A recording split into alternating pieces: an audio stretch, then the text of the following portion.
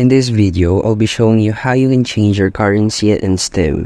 The first step that you have to do is to click your display name and head to account details.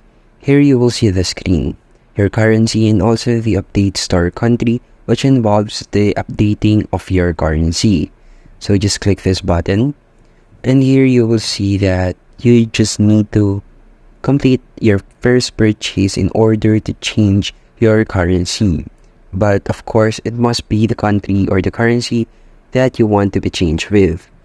Now, there's another step, which is to contact the Steam support. So click this, and then click this button.